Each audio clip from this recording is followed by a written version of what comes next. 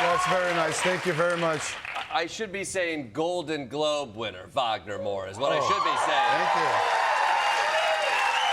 That's a big prize. Best actor, best dramatic actor. The Golden Globes. What do you do to celebrate something like that? I drank. I was drinking. There was a bunch of Brazilians there, right? My friends were there. We were around, so we played some samba, and then we celebrated. What is the drink of choice? Is there a specific Brazilian drink of choice? So yeah, man. So we were looking for some caipirinhas, but they were not quite good. So I went to like some vodka with sparkling water. Oh, classy. Classy, right? No, you keep it classy, right? Well, the movie is, it really is a remarkable film. I can't stop thinking about it. Thank you. I really can't stop thinking. How would you describe this film to our audience? Ooh, okay. I think this is a film about a man who is sticking with his values when everything around him says the opposite of what he believes. Yeah. Yeah. I think that's what's so resonant about it, right? It takes place in Brazil in 1977. There's a dictatorship. It was a heavy dictatorship. It was a heavy dictatorship, From right? 64 to 85. I would say right off the bat, I didn't know much about this movie going into it, and there's a scene that kicks it off where you drive into a gas station, there's a dead body that is there. Yeah. That the police aren't going to deal with. They haven't dealt with for days. Yeah. And the police come and they shake you down for money. For money. And it just established this tension that felt very resonant right now. In a time where we're all feeling a certain tension about the government and what have you, and this film was able to sort of sum up this feeling within seconds. I felt like that felt very fresh and new to me to see that represented on screen. Yeah, it's a scene that sort of establishes like the logic of a dictatorship, right? I would even say the logic of Brazil, because the dictatorship ended in 85, but it didn't really end in 85. I mean, the echoes of the dictatorship are still there. When we elected a far-right president in 2018, that man was sort of like a physical manifestation of those echoes. Yes. Yeah. You talk about, I mean, Bolsonaro, you've had a relationship with, at least in terms, you dated for a while, right? I received this film has been, we've been having an amazing career since Cannes. It's been great. And one of the awards that we received, and I went up there to I thanked him. You did? I was like, thank you, because without him, we would never have done this film, because this film comes from the director, Kleber Mendonça Filho, and I sharing our perplexity over what was going on in Brazil from 2018 to 2022, when this man came, elected democratically, but he came to bring back the values of the dictatorship to Brazil in the 21st century. So we were perplexed, and we were calling each other to go like, how can we deal with that? How can we react to that? So how the film like came about. I mean, that is so fascinating. You're articulating a resurrection of a loss of values, or a resurrection of the values of dictatorship. Yeah. And then having to articulate that through art. Like, what do you connect that to? I think there's such a desire here. People feel like we're living under we see these fascistic police state images on the news. And there's a lot of conversation around, like, how do we just get past this? I feel like you're talking about getting past this, but not actually getting past this, seeing this resurgence there. Like, what did you want to articulate in having lived through that? I think that preservation of memory is a very important thing. Back in '79, we had this law called the Amnesty Law that basically forgave all the torturers and killers and people that did despicable things to civilians. And I think that was a very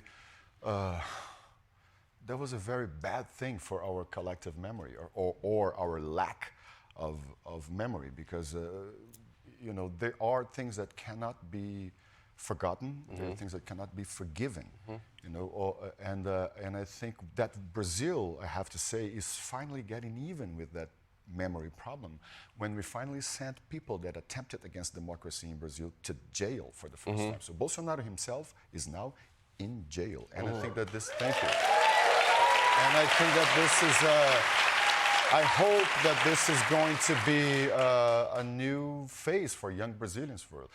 Bolsonaro would never have existed politically if it wasn't because of that law that made people forget how bad a dictatorship. Yes, I mean the movie reckons with that idea of memory as well. There's a narrative device that transports us to the future to sort of see people grappling with the stories of the past, and it's very tenuous. You see how easily the stories of the past can be lost if it's not for the vigilant in the present.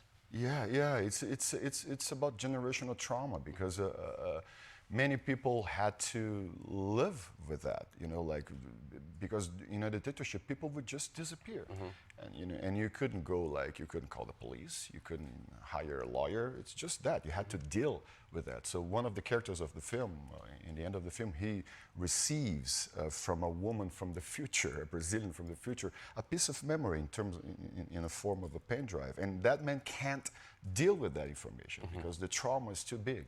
So again, I hope that from now on we'll be able to deal with our memory and with our past. I'm curious about your experience. Before this film, you also directed a film that was very unpopular with the Bolsonaro administration. Bolsonaro. That's this one too. Yes. So you want to make something a little more mainstream? Like No. But the film, but it's interesting because of course the country is totally polarized, as the U.S. and I guess the entire world, but the film also became an unexpected blockbuster in Brazil. Yeah. Because many people, engaged with the film and went to see the film and rooting for us during this award season, which is very beautiful. The engagement that Brazilians are having with our film is very beautiful because these fascist governments, as you know well, first thing that they do is they attack journalists, university, and artists. And they were very effective in transforming artists in Brazil into the enemies of the people. Like there's this intellectual elite in Brazil that is against the people, and which is insane because there is another elite that they work for. That's the elite that's against the people. Yeah. But they were very effective with that kind of propaganda. So to see nowadays Brazilians rooting for a cultural product, a film, their artists, it's actually really beautiful because Brazil is a very unique country culturally. It's this gigantic country in South America that speaks Portuguese with people from all over the world. It's a very diverse and beautiful country. So it's I feel again that we are finally getting back on track. Well, I mean, it's a remarkably entertaining film. It feels like watching a great 70s film with such thoughtful pacing. Yes. But also a human story, that you're watching somebody, just a moral person trying to stay good. Yeah. I guess I'm curious, this plays in Brazil and you've gotten feedback there, and now, especially with the Golden Globe wins, what are you hoping an American audience who's seeing this for the first time, living through the time that we are living in, what are you hoping that they resonate with a movie like this? I think, when I did this film called Civil War a couple of years ago, and which is a film about the aftermath of a polarized situation, right? That could, that in that case led to a civil war. But polarization, I think it's the biggest thing that can lead to social conflicts nowadays, and it's a big threat to democracy. And I remember that back then I was saying that Brazilians were really fasting because what happened in Brazil, like an election denier, empowered their people to go to the institutions and break things down and invade the institutions. It was exactly the same thing that happened here, happened in Brazil. But Brazil was very fast in finding who the financiers were and sending people to jail. Bolsonaro lost his political powers and everything. He's now in jail. And the reason why I think Brazil did that is precisely because we know what a dictatorship is. We know how bad it is. And I was very concerned with the fact that sometimes I think, or I thought back then, that Americans take democracy for granted. And democracy is something that has to be, you have to fight for it every day. Yeah. But now I think differently. I think that now I see American citizens and the American institutions sort of waking up. Do you see that? You know what, I will say, I can speak for myself. I see a veil dropping with the general trust that we had in institutions. I will say, even as somebody who grew up in the Midwest, there was just a general baseline trust in our institutions, that they would be the things that brought us back to the core American values. Yeah. And I think what is becoming realized, at least to me and a lot of people I see, is that like those ideas of institutions that hold things up, or what an American ideal or what our morality is, are simply decided upon by people in the moment and the ways in which they fight for those things. The institutions will not save you. It's the people who sort of fight for those things and uphold those moralistic points of view. Yes, that that's do. And so I think that I see people grappling with that now. Is you're not going to be saved by that person that you hope. The person you vote for is not necessarily going to be your savior. You have to create a collective action. Exactly. And morality is not just something like, I think what's so scary about this Trump administration too is that we used to believe the politicians had to give you the lie as to what the American morality was. And now the politicians no longer feel that need to lie to you about American morality. They feel like they can impose it upon you. Yes, yes. That's what worries me. Everything is clear. Yeah, now. yeah. Yeah, there's no. Yeah, that's a very strong point. You studied journalism, did you not? I did. Yeah. Yeah. Do you still feel a connection to that as an actor? I do, and I think that journalism is such an important thing, such an important pillar of democracy. It's not by chance that any autocrat attacks. They attack journalism because, you know, what really scares me nowadays, and I've said that before, is that the truth as we know it is kind of over.